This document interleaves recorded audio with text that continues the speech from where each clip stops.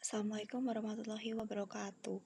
Kami dari kelompok G, kelas akuntansi keuangan menengah 2 kelas F, akan mempresentasikan mengenai analisis penerapan imbalan kerja pada perusahaan go public untuk perusahaan jasa, dagang, dan manufaktur.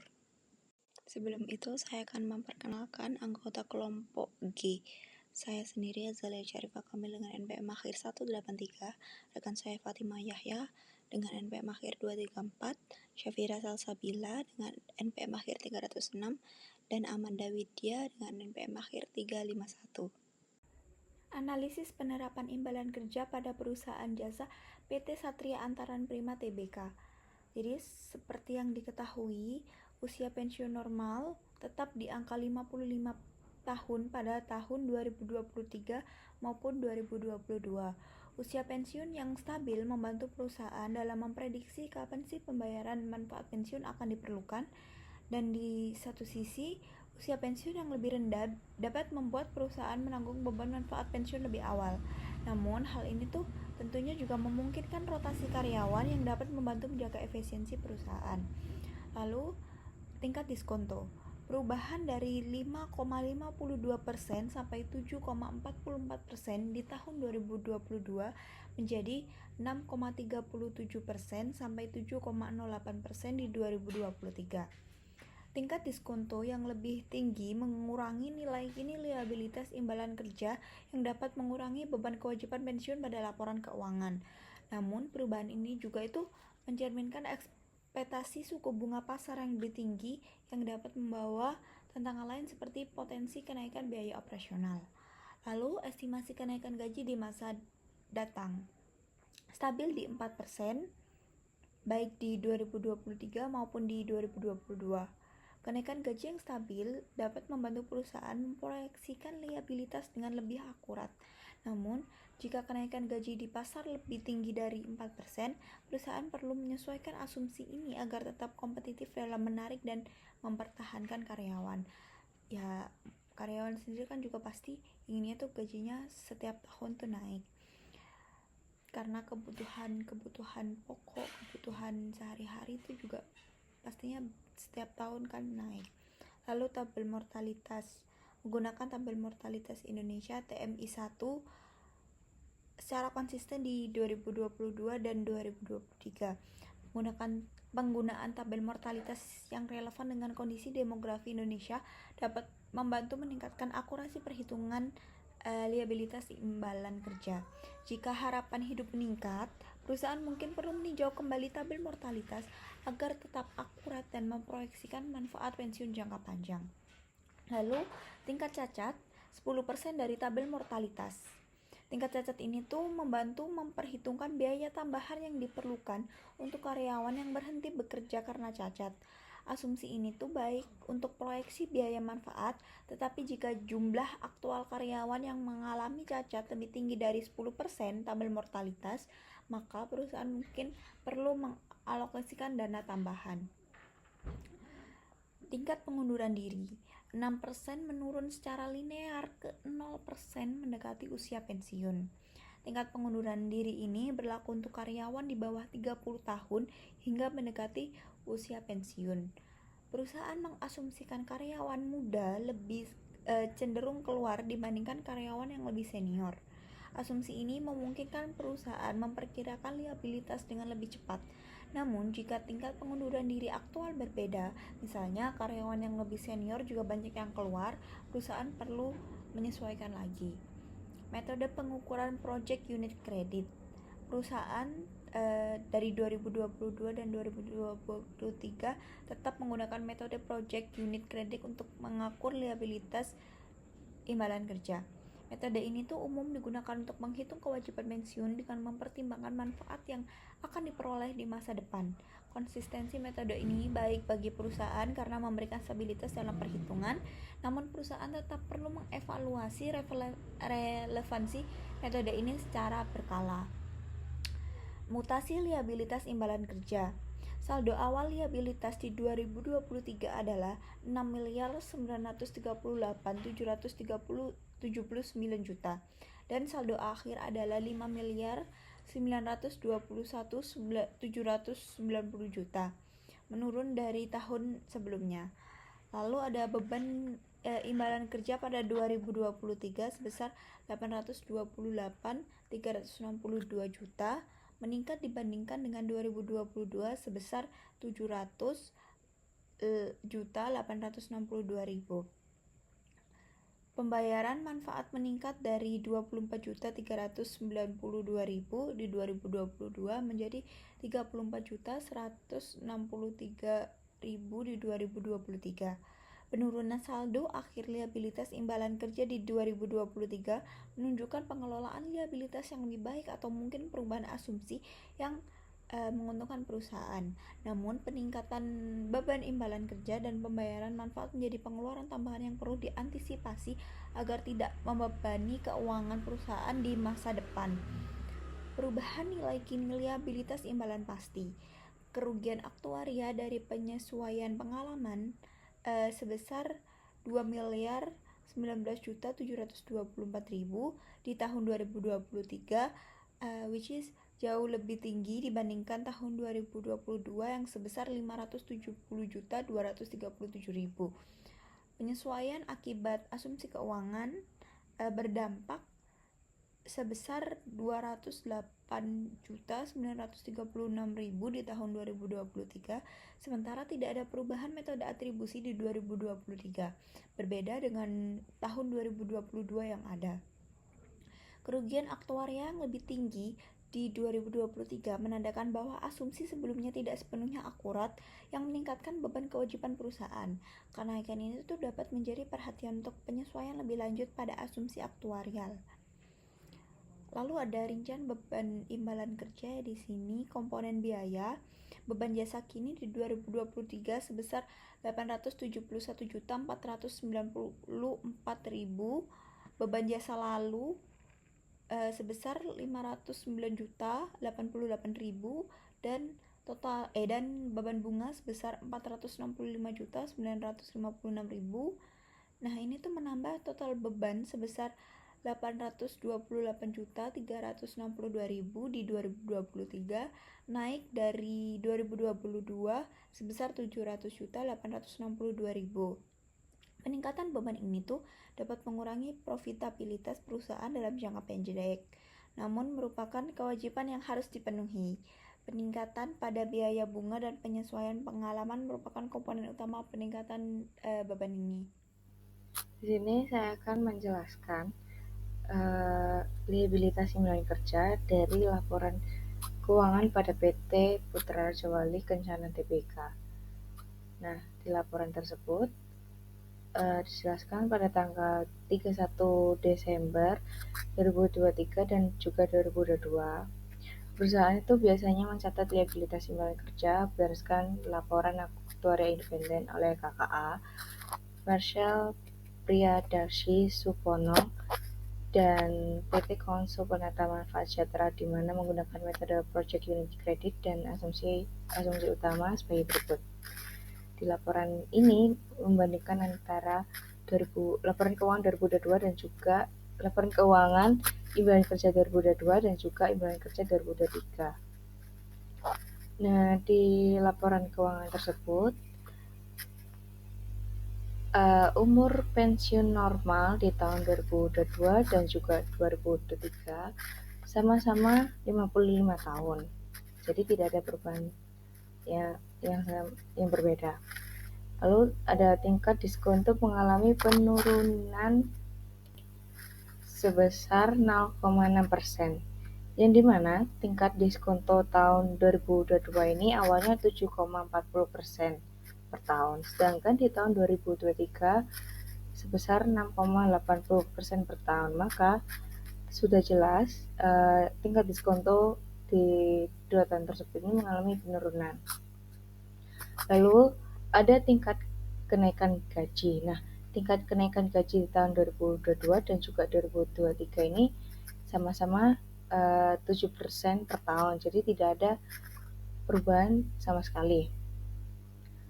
Lalu tingkat mortalitas atau tingkat kematian di tahun 2022 dan juga 2023 ini dapat dilihat di tabel mortalitas Indonesia 4. Kemudian di liabilitas imbalan kerja selanjutnya, jumlah yang dapat diakui dalam laporan laba rugi dan penghasilan komprehensif lain dari program imbalan pasti adalah sebagai berikut. Membandingkan juga tahun 2022 dan juga 2023. Biaya jasa kini di tahun 2023, 31 Desember 2023, sebesar Rp41.591.598, sedangkan di tahun 31 Desember 2022 sebesar Rp40.366.632, yang dimana itu mengalami kenaikan sebesar Rp3.604.966. Lalu biaya bunga di tahun 2023 itu sebesar Rp47.425.170, sedangkan di 30 Desember 2022 itu sebesar Rp49.080.860, yang dimana biaya bunga pada 2 tahun tersebut ini mengalami penurunan sebesar Rp1.605.690. Lalu ada biaya jasa lalu. Nah, di tahun 2023 biaya jasa lalu ini tidak ada. Sedangkan di tahun 2022 ini ada sebesar Rp47.983.448. Lalu imbalan kerja yang dapat diakui pada laba rugi dalam catatan 2021 dan catatan 21, yang dimana 31 Desember 2023 ini sebesar Rp95.446.768, sedangkan di tahun 2022, 31 Desember 2022 ini sebesar Rp45.444.040, yang dimana imbalan kerja yang diakui pada laba rugi catatan 21 ini mengalami kenaikan sebesar Rp49.982.724. Lalu mutasi kini dari liabilitas imbalan kerja sebagai berikut. Nah, di tahun 2023, 31 Desember 2023, saldo awalnya ini Rp641.556.346, sedangkan di 31 Desember 2022 ini Rp645.800.790. Lalu imbalan kerja yang diakui pada laba rugi catatan 21 di 31 Desember 2023 ini sebesar Rp95.446.768. Lalu di 31 Desember 2022 ini sebesar Rp45.464.044.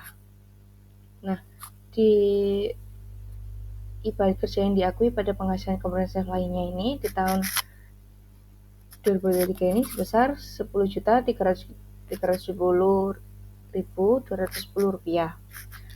Sedangkan di tahun 2022 sebesar Rp49.708.48. Nah, di saldo akhir 31 Desember 2023 ini sebesar Rp726.632.904. Sedangkan di tahun 2022, 31 Desember 2022 ini sebesar Rp641.056.346, yang dimana saldo akhir tersebut ini mengalami kenaikan sebesar Rp85.076.558. Selanjutnya yaitu sensitivitas keseluruhan liabilitas imbalan kerja pada PT Putra Raja Wali Kencana Tbk terhadap perubahan tertimbang asumsi dasar sebagai berikut. Di sini ada perbandingan pada tahun 2022 dan juga 2023 yang pertama ada pada tanggal 31 Desember 2023 untuk tingkat diskonto perubahan asumsi pada PT Putra Raja Wali Kencana itu sebesar 1%. Sedangkan tingkat kenaikan gaji pada PT Putra Raja Wali Kencana ini sebesar 1%. Untuk kenaikan tingkat diskonto pada PT Putra Raja Wali Kencana Tbk untuk tahun 2023 itu sebesar Rp43.203.605. Sedangkan untuk penurunan pada tingkat diskontonya itu sebesar Rp53.580.337. Lalu tingkat kenaikan gaji pada kenaikan untuk PT Putra Raja Wali Kencana itu sebesar Rp54.715.571. Sedangkan untuk tingkat kenaikan gaji pada penurunan PT Putra Raja Wali Kencana ini sebesar Rp43.170.342. Nah, untuk tanggal 31 Desember 2022, tingkat diskonto perubahan asumsi PT Putra Raja Wali Kencana ini sebesar 1%. Sedangkan tingkat kenaikan gaji di 31 Desember 2022 PT Putra Raja Wali Kencana ini juga 1%. Untuk kenaikan tingkat diskonto di tahun 2022 PT Putra Raja Wali Kencana ini kenaikannya sebesar Rp39.827.806. Sedangkan untuk penurunan pada tingkat diskontonya ini sebesar Rp49.702.463. Lalu untuk tingkat kenaikan gaji, kenaikan pada Putra Raja Wali Kencana ini sebesar Rp49.910.291. Sedangkan tingkat kenaikan gaji pada penurunan PT Putra Raja Wali Kencana Tbk itu sebesar Rp39.772.487. Di sini saya akan membahas liabilitas imbalan kerja karyawan pada laporan keuangan PT Ramayana Lestari Sentosa Tbk. Perusahaan Ramayana Lestari Sentosa Tbk mengakui liabilitas imbalan kerja karyawan pada tanggal 31 Desember 2023 dan 2022 berdasarkan penghitungan aktuaria yang dilakukan oleh kantor konsultan aktuaria Steven & Moritz, aktuaris independen. Berdasarkan laporannya, tertanggal 30 Januari 2024 dan 3 Februari 2023. Liabilitas imbalan kerja karyawan tersebut dihitung dengan menggunakan metode Projected Unit Credit dan asumsi-asumsi sebagai berikut, yaitu tingkat diskonto sebesar 7,25% per tahun untuk tahun 2023 dan 7,35% per tahun untuk tahun 2022, di mana antara tahun 2022 dan 2023 mengalami penurunan sebesar 0,1%. Selanjutnya ada tingkat kenaikan gaji untuk tahun 2023 dan tahun 2022 sama, yaitu 5% per tahun. Usia pensiun untuk tahun 2023 dan 2022 juga sama, yaitu sebesar 55 tahun. Dan tingkat kematian untuk tahun 2023 dan 2022 juga sama, yaitu TMI 2019. Nah, tabel mortalitas Indonesia 2019 atau TMI 2019 adalah tabel yang berisi data statistik mengenai angka kematian di Indonesia pada tahun 2019. Tabel ini biasanya disusun berdasarkan hasil survei atau sensus dari lembaga resmi seperti Badan Pusat Statistik atau BPS atau Kementerian Kesehatan. Tabel mortalitas ini mencakup angka harapan hidup, tingkat kematian pada berbagai kelompok umur, jenis kelamin, serta penyebab utama kematian. Fungsi utama dari tabel ini adalah untuk membantu dalam perencanaan kebijakan kesehatan, asuransi, perencanaan pensiun, dan juga perhitungan aktuaria. Sehingga untuk tabel mortalitas ini dapat diakses di situs resmi BPS atau Kementerian Kesehatan Republik Indonesia. Selanjutnya ada rincian beban imbalan kerja karyawan sebagai berikut. Untuk tahun 2023, biaya jasa kini sebesar 12.102, biaya bunga sebesar 11.199, kelebihan pembayaran manfaat selamatan berjalan sebesar 8.108, penyesuaian atas masa kerja lalu 818, biaya jasa kurta ilman 14.075, biaya jasa lalu atas perubahan imbalan tidak ada, sehingga totalnya 17.452. Untuk tahun 2022, biaya jasa kini sebesar 14.159, biaya bunga sebesar 11.040, kelebihan pembayaran manfaat keselamatan berjalan sebesar 14.914, penyesuaian atas masa kerja lalu sebesar 493, biaya jasa lalu kurta ilman tidak ada, biaya jasa lalu atas perubahan imbalan sebesar 17.690, sehingga total untuk tahun 2022 adalah 22.916. Selanjutnya ada mutasi nilai kini liabilitas imbalan kerja karyawan sebagai berikut. Untuk tahun 2023, saldo awal tahun sebesar 195.122, biaya jasa kini 12.102, biaya bunga sebesar 11.199, penyisian kelebihan pembayaran manfaat sebesar 8.108, penyesuaian atas masa kerja lalu sebesar 118, kelebihan pembayaran manfaat keselamatan berjalan sebesar minus 8.108, biaya jasa lalu kurta ilman sebesar minus 14.075, pembayaran manfaat selama tahun untuk berjalan sebesar 31.778, lalu ada pengukuran kembali nilai kini liabilitas imbalan kerja karyawan atas laba atas penyusunan liabilitas yaitu sebesar minus 2.316, laba atas perubahan asumsi finansial sebesar 10.003, biaya jasa lalu atas perubahan imbalan tidak ada, sehingga saldo akhir tahun untuk tahun 2023 adalah 160.369.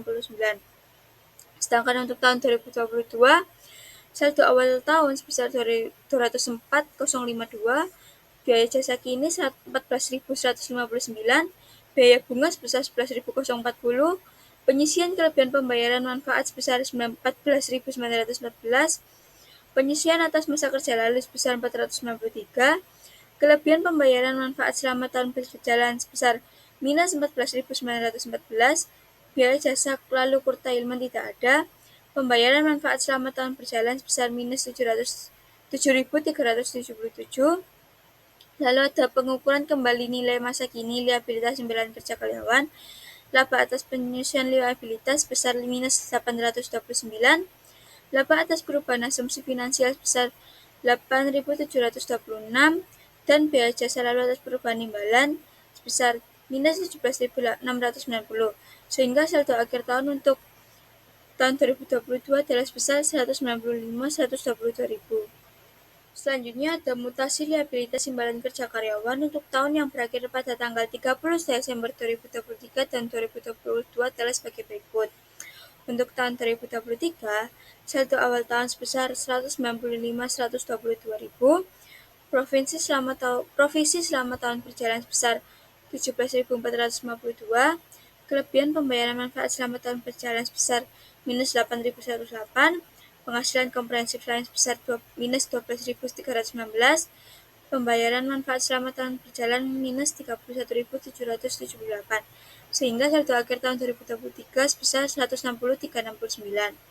Untuk tahun 2022, saldo awal tahun sebesar 204.052, provisi selama tahun berjalan sebesar 22.916, kelebihan pembayaran manfaat selama tahun berjalan adalah minus 14.919, penghasilan komprehensif lain sebesar minus 9.555, dan pembayaran manfaat selama tahun berjalan 7.377, sehingga saldo akhir tahunnya 195.122.000. Lalu ada mutasi penghasilan rugi komprehensif lain untuk tahun yang berakhir pada 31 Desember 2023 dan 2022 adalah sebagai berikut.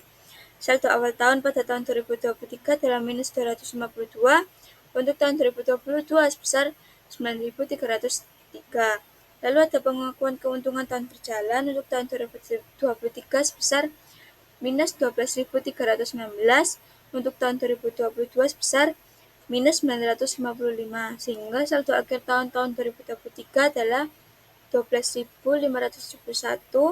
dan tahun 2022 sebesar minus 252. Lalu selanjutnya yaitu pada tanggal 31 Desember 2023, perubahan 1 poin persentase terhadap tingkat diskonto yang diasumsikan akan memiliki dampak sebagai berikut, yaitu kenaikan pada tingkat diskonto dengan persentase 1%, pengaruh nilai kini liabilitas kewajibannya sebesar minus 8.706. Sedangkan untuk kenaikan gaji di masa depan dengan persentase 1%, pengaruh nilai kini liabilitas kewajibannya sebesar 10.334.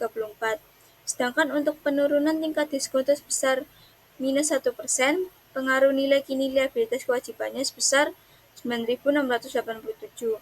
Sedangkan penurunan kenaikan gaji di masa depan dengan persentase minus 1%, pengaruh nilai kini liabilitas kewajiban imbalannya adalah sebesar minus 9.421. Selanjutnya adalah bagian terakhir untuk liabilitas imbalan kerja karyawan pada laporan keuangan PT Ramayana Lestari Stonsat Tbk, yaitu pembayaran kontribusi yang diharapkan dari kewajiban imbalan kerja pada periode mendatang adalah sebagai berikut. Untuk tahun 2023, dalam 12 bulan mendatang sebesar 32.339, antara 1 sampai 2 tahun sebesar 13.668, antara 2 sampai 5 tahun sebesar 40.608, di atas 5 tahun sebesar 182.254 dengan total 268.869 untuk tahun 2023. Sedangkan untuk tahun 2022, dalam 12 bulan mendatang sebesar 57.369, antara 1 sampai 2 tahun sebesar 12.364, antara 2 sampai 5 tahun sebesar 41.121, dan di atas 5 tahun sebesar 220.197, sehingga totalnya adalah 331.051. Baik, di sini saya Amanda Widya dengan NPM HR 351. Di sini saya akan menjelaskan mengenai analisa dari imbalan kerja PT Campina Ice Cream Industry Tbk. Imbalan kerja dari PT Campina Ice Cream ini sendiri, liabilitas imbalan pasca kerja untuk tahun-tahun yang berakhir di tanggal 31 Desember 2023 dan 2022 ini dihitung oleh kantor konsultan aktuaria Steven dan Mortis pada tanggal 23 Februari 2024, dan dalam laporan ini menggunakan metode projected unit credit dengan mempertimbangkan beberapa asumsi, yaitu diantaranya ada jumlah karyawan, tingkat pertumbuhan gaji, tingkat suku bunga diskonto, dan juga umur pensiun beserta metodenya. Untuk jumlah karyawan atau number of employees dari tahun 2022 ke tahun 2023 ini terdapat peningkatan sebanyak 142 karyawan, yang dimana di tahun 2022 jumlah karyawannya itu sebanyak 735, sedangkan di tahun 2023 itu sebanyak 880.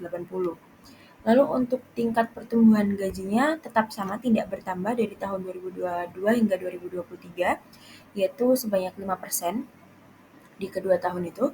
Lalu untuk tingkat suku bunga diskontonya, ini terdapat peningkatan sebesar 0,4% di terdapat penurunan sebanyak 0,4%.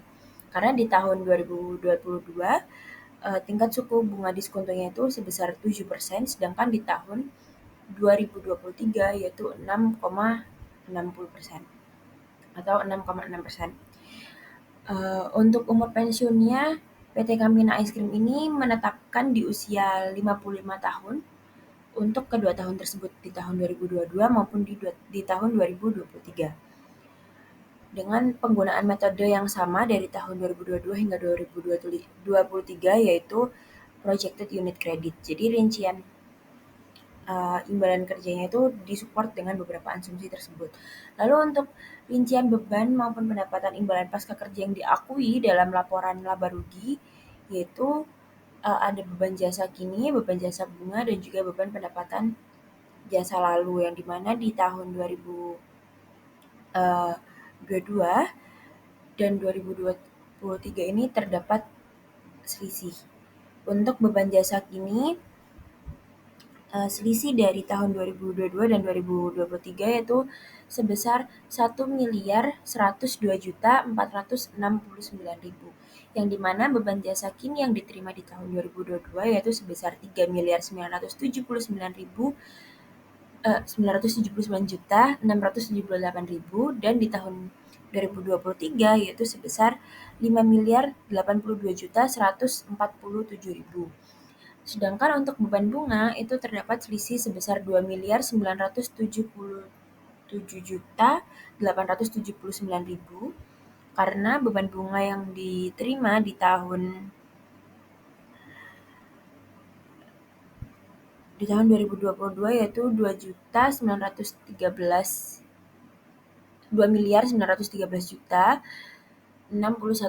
dan di tahun 2023 yaitu 2.890.940.000. Sedangkan untuk beban pendapatan yaitu terdapat selisih 739.595.000, karena di tahun 2022 beban pendapatan jasa lalunya yang diterima yaitu 4.682.108.000, sedangkan di tahun 2023 yaitu 5.421.703.000. Untuk selisih total beban yang diterima yaitu 1.819.943.000, karena total beban di tahun 2022 yaitu sebanyak 11.574.847.000, sedangkan di tahun 2023 yaitu 13.394.790.000. Sebelumnya telah dibahas mengenai imbalan kerja pada laporan keuangan pada masing-masing perusahaan dan dapat dilihat pada slide. Untuk usia pensiun pada keempat perusahaan ini memiliki rentang usia yang sama yaitu 55 tahun. Lalu untuk tingkat kenaikan gaji, PT Ramayana dan juga PT Campina memiliki tingkat pertumbuhan gaji yang sama yaitu sebanyak 5%. Sedangkan PT Satria memiliki tingkat kenaikan gaji yang paling sedikit yaitu sebanyak 4%. Dan PT Putra Raja Wali memiliki tingkat kenaikan gaji yang paling tinggi yaitu sebanyak 7% per tahun. Sedangkan untuk kenaikan tingkat diskontonya, PT Ramayana memiliki tingkat diskonto yang paling tinggi yaitu sebesar 7,25%, PT Putra Raja Wali dengan tingkat diskonto sebesar 6,80% per tahun, PT Campina dengan tingkat suku bunga diskonto sebesar 6,60%, dan PT Satria Antaran Prima dengan tingkat diskonto 6,37% sampai dengan 7,08%. Pada keempat perusahaan ini juga terdapat tabel mortalitas atau tingkat kematian. Tetapi pada PT Satria Antaran Prima juga terdapat tingkat kecacatan dan juga tingkat pengunduran diri. Nah, menurut kelompok kami, dari keempat perusahaan yang ada, perusahaan PT Putra Raja Wali Kencana Tbk atau perusahaan jasa tersebut adalah perusahaan yang paling baik dibanding dengan 3 perusahaan lainnya. Sekian presentasi dari kelompok kami. Wassalamualaikum warahmatullahi wabarakatuh.